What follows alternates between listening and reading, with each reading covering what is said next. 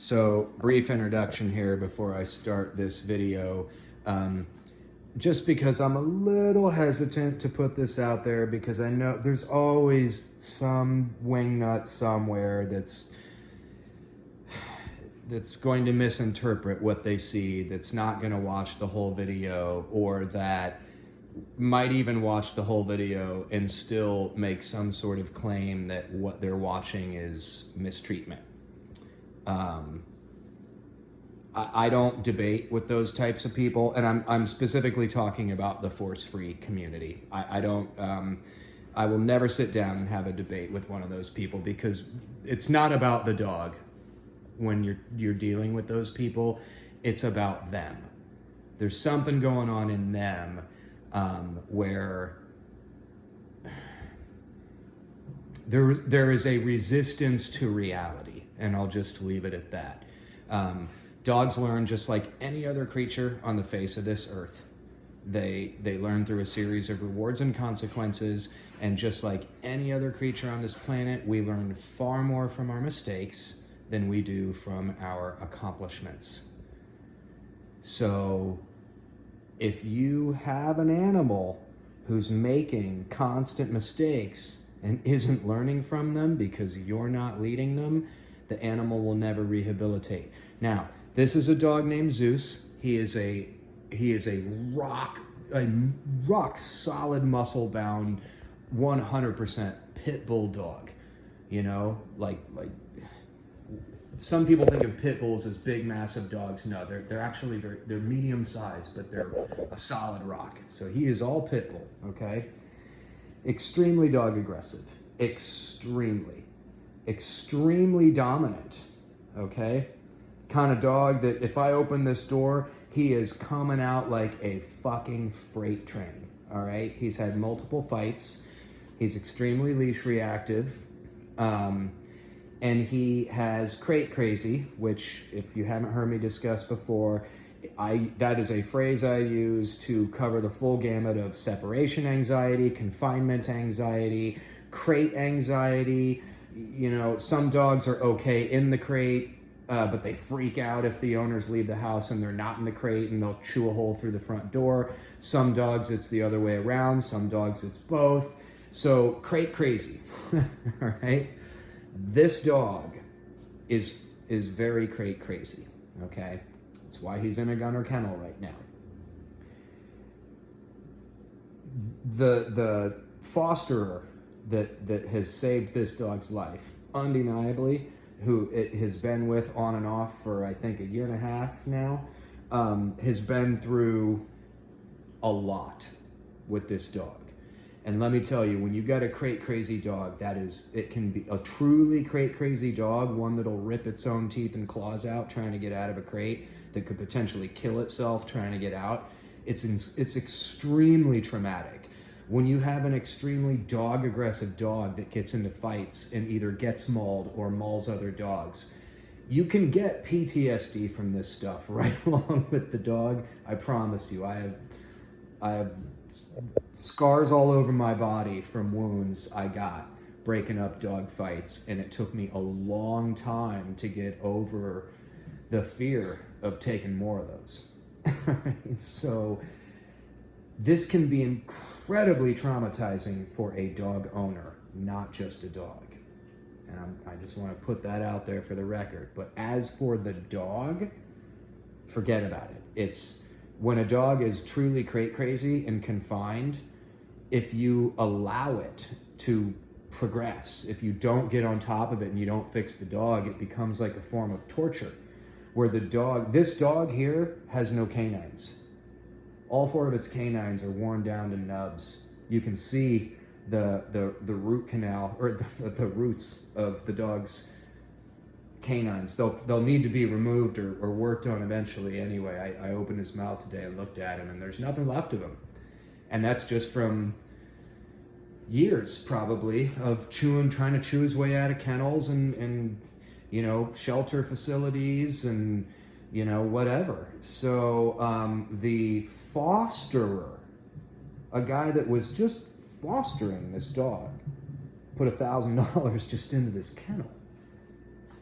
so that he could leave his house and know that the dog wouldn't kill himself. These are incredibly expensive kennels, but they will keep a dog safe if it's truly crate crazy. Doesn't mean the dog won't injure itself at all. It can and it will. You might still even come home to a bloodbath, but the dog's not going to kill himself, it's not going to get out, and it's not going to kill any other dogs. So for some dog owners, this is a must, all right? We can't live like this forever, though. The dog has to change. So this dog, when I first brought him in, I do the same thing I do with any dog. I walk it through a room past my pack, who are all going to stay on their place boards.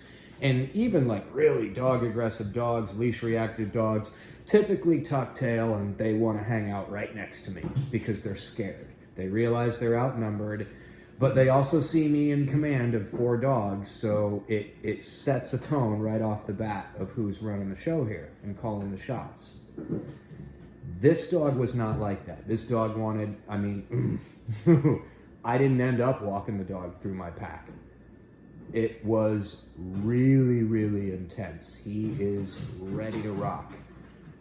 Then I put him in a regular crate to start working him, and immediately trying to bust out with me standing right there looking at him, screaming his brains out like he wanted to go into a nuclear meltdown right there.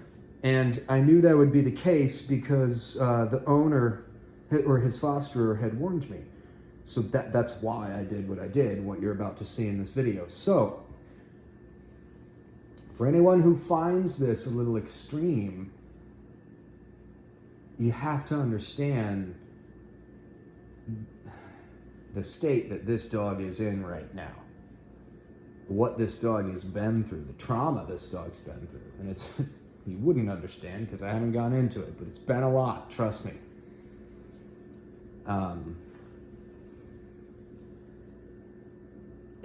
You gotta start somewhere. And you don't start by trying to take the dog around other dogs and get it to play and give it treats. You don't start by bringing the dog up on your couch and trying to coddle it and love it into good behavior so it won't kill your other dogs, you know, or so it won't kill itself trying to get out of the crate when you need to leave the house. So this is where it starts. What I'm gonna do is, this is the remote collar. I've got it at a level 6 out of 100. So it's at a level that he will barely even be able to feel. And all I'm gonna do is hold it down until he lays down, and then I'm gonna let go of it. And so I'm gonna teach him a couple of things. First off, how to turn this weird feeling off is to lie down. And then second off, how to keep it from coming back on is to stay in your down. Good boy, very good. There's an art to this, okay? You have to know when to push and when to let go. Nope. But if you do this right, you can silence a crate crazy dog pretty quickly. Nope. No. Good. Very good.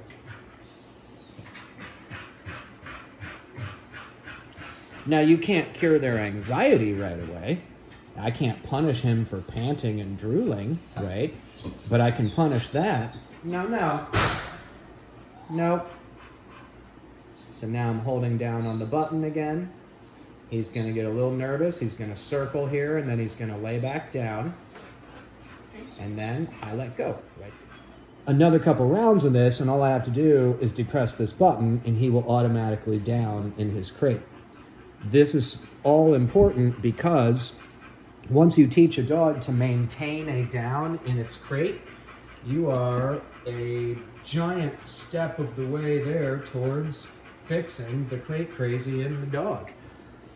Dogs are not going to whine and freak out and try and explode out of their crate and scream their brains out and rip their teeth and claws out when they're laying down.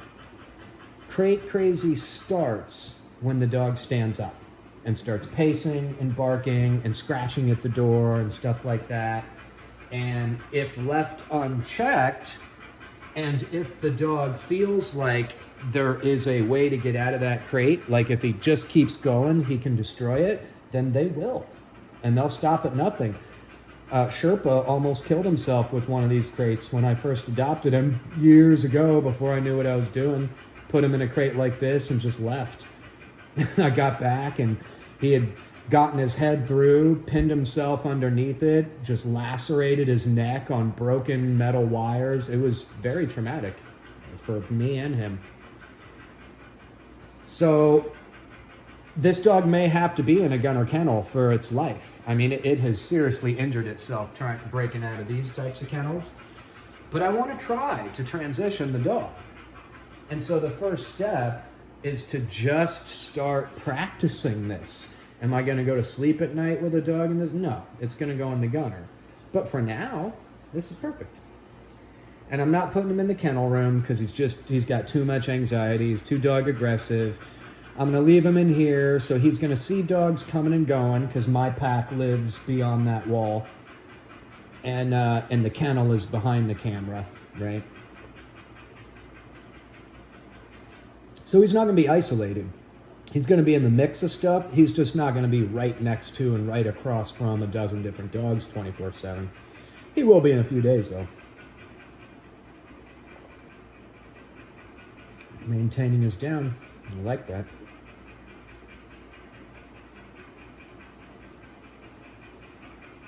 So once we get to the point where the dog is maintaining its down,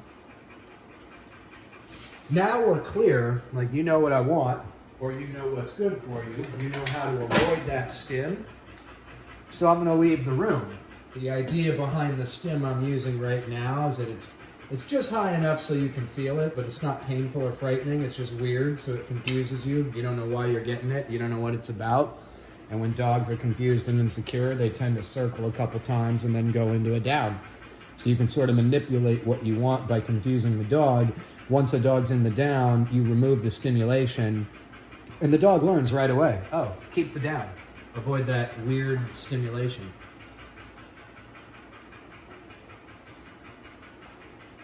Now, the untrained eye might see this and go, well, that seems mean. The dog still looks like a nervous wreck, and he is. If you teach a dog, there's a host of behaviors where every time you do them, something unpleasant happens. The dog's going to move away from those behaviors. It's just about how consistent you are and how calmly you can teach that to the dog. You know, I'm not lighting him up here. I'm not zapping him with the remote and making him yelp out. Any whining you hear has nothing to do with the remote. It just has to do with him being anxious, wanting out of that crate.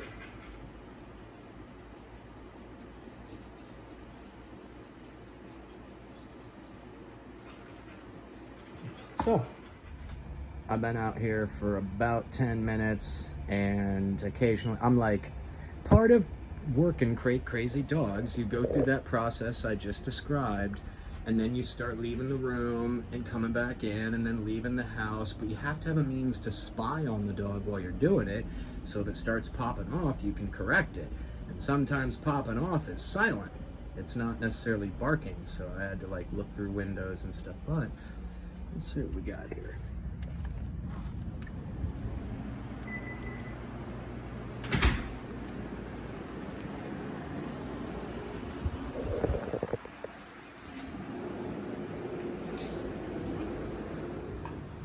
Okay, so the reason why I want to start making videos like that is in the hopes that it's not something that I would ever recommend someone try to do on their own without the help of a professional behaviorist, because you need to know what kind of collar to get.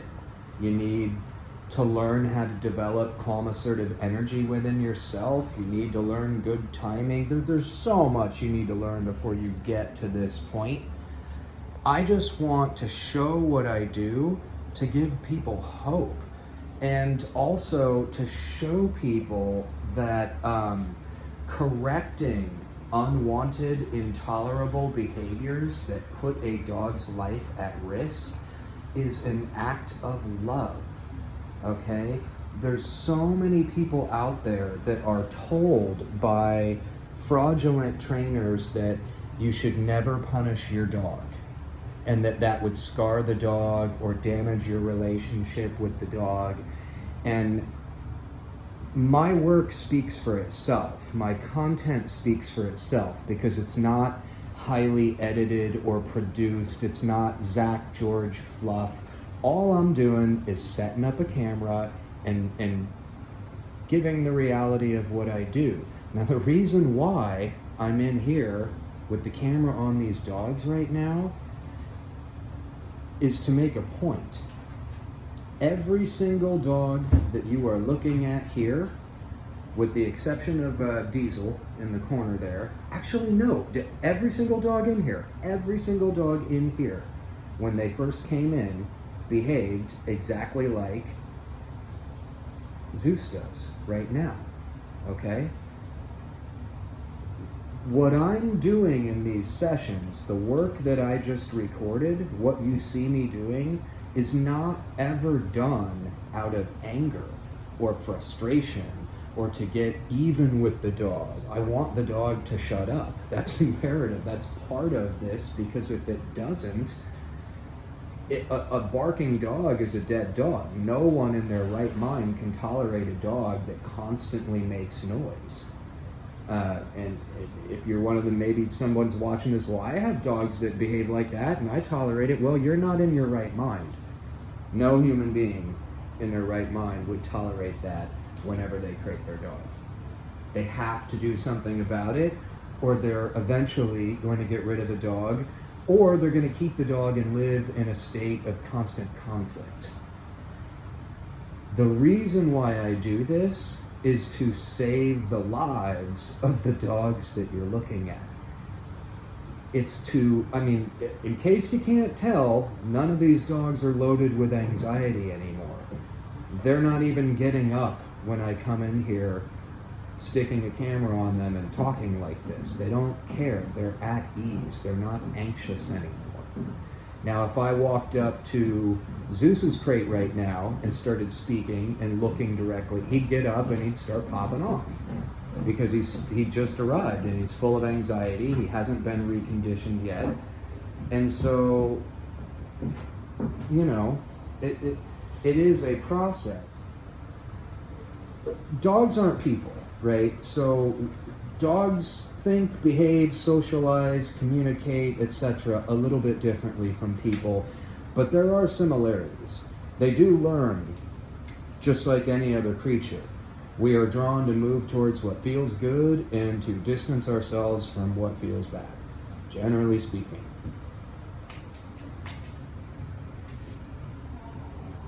Unwanted behaviors in dogs that put their lives at risk, and make no mistake about it, a crate crazy dog, that's one of, I mean, that is a dog that is in jeopardy in many, many ways. Not just having its owners dump it because it's intolerable.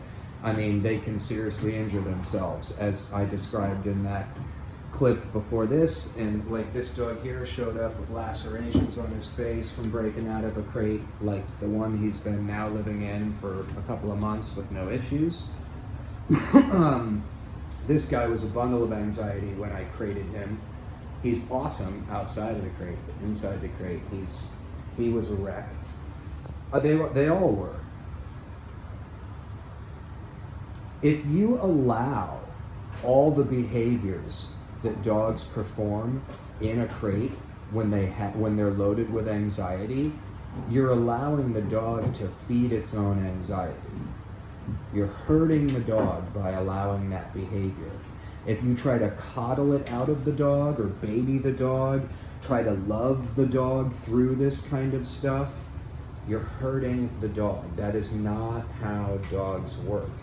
Now, I'm not saying that you bring a normal dog into your home that just doesn't want to be crated and it's a little fussy. That is a completely different story, okay?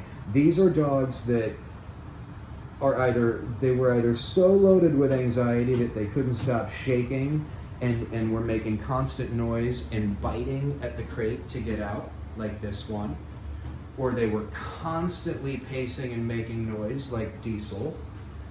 They were lacerating their face like this guy. They're all making insanely intolerable noises. Again, this guy injuring himself.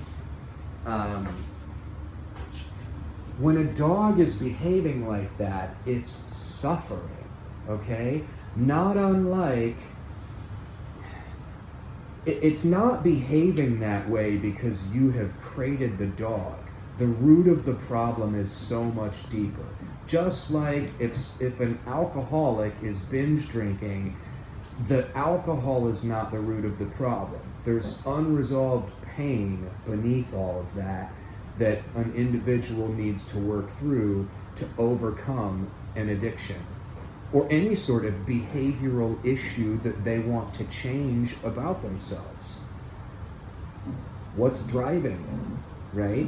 Well, one thing is for sure. If we love an alcoholic and we allow that alcoholic to continue drinking, we make no effort to try to communicate to that person, to try to break through to them. We just tolerate it and hope that it goes away. It doesn't. We allow that person to feed their own misery and get worse and worse and worse. And that's what we do when we leave extreme behaviors in dogs unchecked. And hey, no. Got little man in there chewing on his toy. Noise is starting to bother me.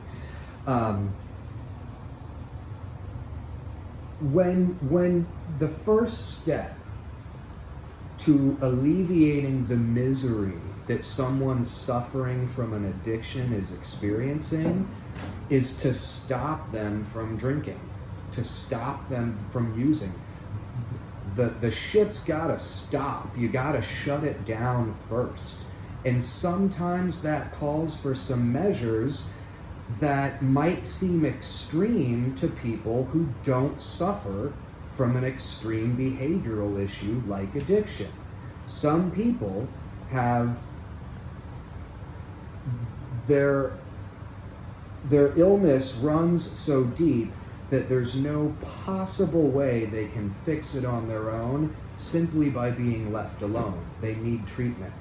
And sometimes they need to voluntarily lock themselves up for a while. And then even after that, they need to go somewhere and learn a new set of life skills in order to eventually go back out into this crazy world and have some hope of continuing to progress. And in that respect, dogs with extreme behavioral issues are so much the same. The very first thing we have to do is shut down the behaviors, because while they are a manifestation of suffering in the dog, by continuing to allow them to rehearse these behaviors, they're feeding their own suffering. Does that make sense? So a dog that's really anxious is going to display, scratching, biting at the doors, pacing, shifting, screaming its brains out and stuff. And as long as you allow that to continue, the dog is still in a very heightened state of suffering. But if you shut those behaviors down by introducing consequences that are unpleasant enough that it overrides the dog's desire to perform these behaviors, because at this point they are go-to behaviors. They're deeply conditioned in a dog. They're hardwired in the brain, not unlike an alcoholic is hardwired to reach for a drink. And it's so different. It's impossible for that person on their own to pull their hand back and go the other way. They need a helping hand. They need some rehabilitation. That is what this is all about. It's about stabilizing these dogs to a point where they have hope to go somewhere and live with people who aren't behaviorists, who don't do this professionally, and who don't understand the intricacies of all of this. And there's a reason why all these dogs ended up shelter dogs, rescue dogs, and then with me. It's because no one else can handle them. Or in some cases, some people can handle them to a degree, but it's made their lives intolerable and unmanageable, and they are suffering right along with the dog. Like Remy's mom. Couldn't bring anyone into her home for years because this dog would try to attack anyone that came in. You know? This dog here, I mean, forget about it. I'm not going to give all the stories. You just got to take my word for it. There's a reason why. No one's going to pay me what I charge to do this because the dog won't come to them when they call it, all right? I mean, that's not true. Every now and then I get a client, a very rewarding client who just has extremely high ambitions for their dog's behavior and obedience. And those rare gems are few and far between, but you see me post about them when I get them. Most people that send their dogs to me, now these are all, most of these dogs come from a rescue, but the general public, when they send their dog to me, it's because something's going on with the dog to where the owners, they've had enough. And they're like, you either got to change this dog and fix it for us, or we got to get rid of it. And if it's too much for one person, it's going to be too much for someone else, especially if it's dangerous. A dog that bites children, a dog that mauls other dogs, a dog that turns on its owner when it doesn't want to do what its owner's telling it and bites its owner. These dogs have no hope without rehabilitation. And a big part of rehabilitation, right off the bat, is detoxification. Just like the alcoholic or the addict has to go into the treatment facility and go through the withdrawal of not being able to drink and get the shakes and feel miserable and all that stuff, well, dogs go through their own version of that. They have to go in a crate and lie down and shut up for their own good, because that's where it all starts. And if they can't do that, what can be accomplished before a dog can calmly exist in a crate? Nothing. Not for extreme cases. All right? No. No. No. No. Down. No. No. No.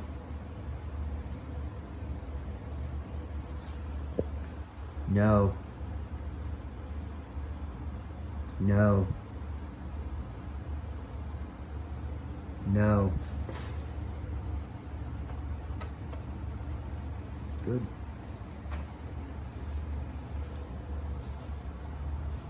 Calm, assertive, clear communication. I don't know how many times. No. No. No. Down.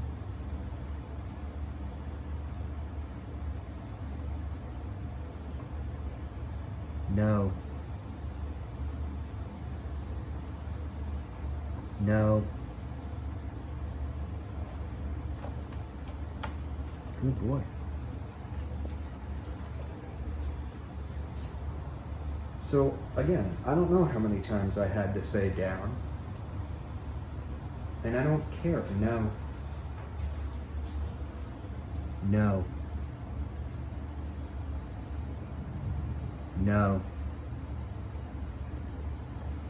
No.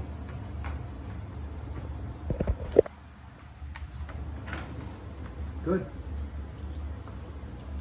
So his behavior right now is fine. He's not doing anything wrong, right?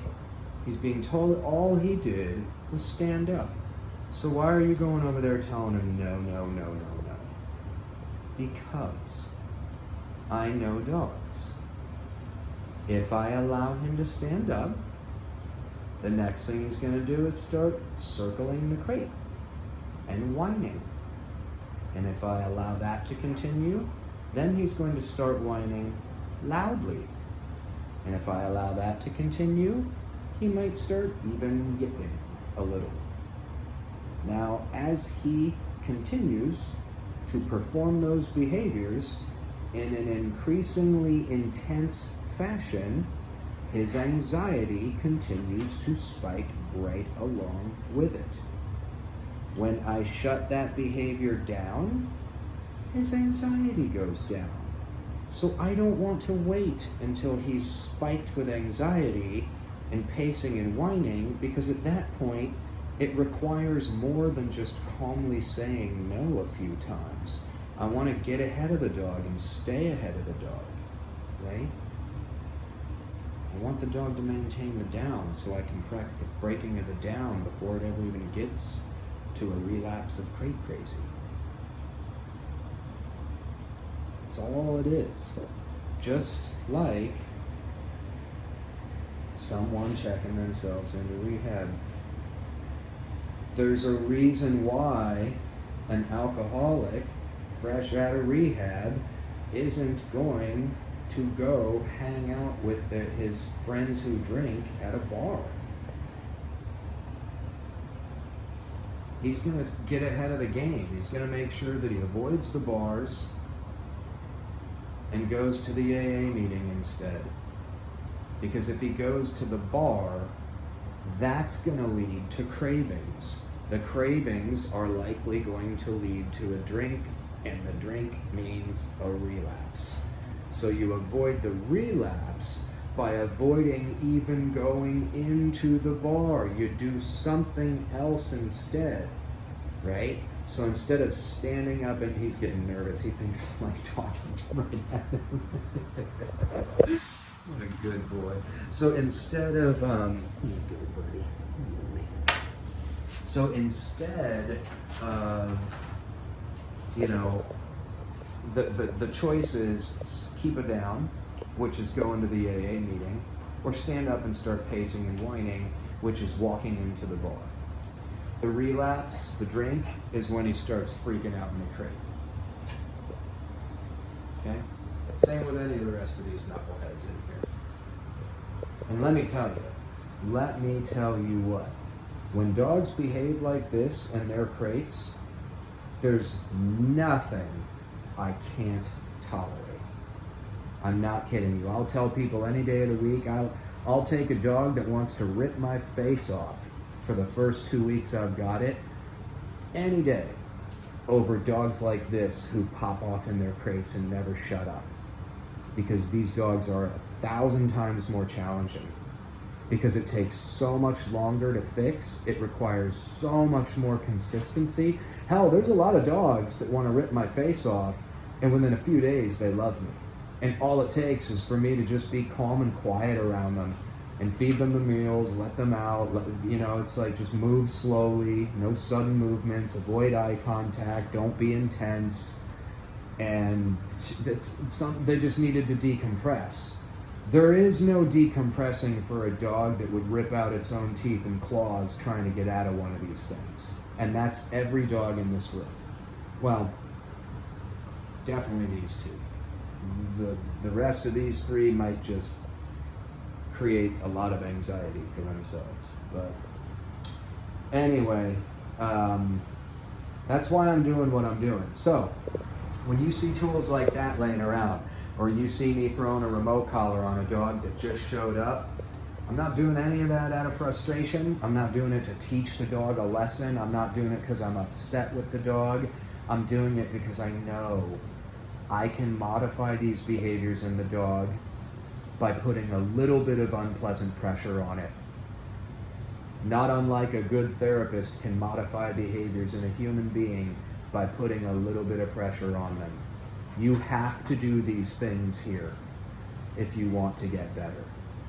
The very first thing you have to do is stop drinking. The very first thing these dogs have to do is shut the fuck up and lay down.